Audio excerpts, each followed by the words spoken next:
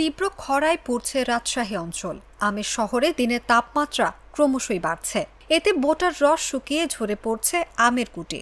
পানি সেচ ও নানা পদ্ধতি অবলম্বন করেও গুটি ঝরে পড়া ঠেকানো যাচ্ছে না। ফলে দুশ্চিন্তায় পড়েছেন আম চাষিরা। আম উৎপাদনে বিপর্যয়ের আশঙ্কা করছেন তারা। চাষিদের দাবি, ইতিমধ্যে অনেক বাগানে প্রায় ৩০ ভাগ আমের গুটি ঝরে পড়েছে।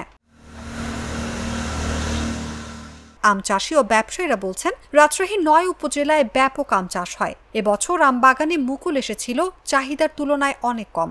এরপর গত কয়েকদিনের তীব্র দাবদাহে আমের বোটা শুকিয়ে ঝরে পড়েছে গুটি। এতে পানি সেচ ও নানা পদ্ধতি অবলম্বন করেও ঝরে পড়া ঠেকানো যাচ্ছে না।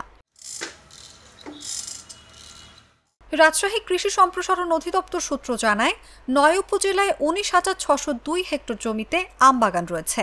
সব মিলে এবার ২,৬০,১৬৪ টন আম উৎপাদনের লক্ষ্যমাত্রা নির্ধারণ করা হয়েছে। গতবার জেলায় ১৯,৫৭৮ হেক্টর জমি থেকে আম চাষিদের আয় হয়েছিল ১,৫২৮ কোটি ২,৯৯,৭৭০ টাকা।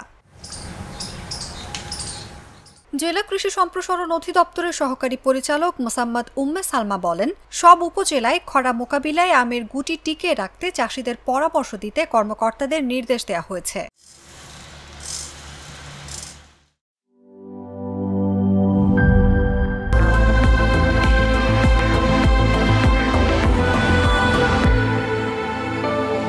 Hurley, be a show stealer.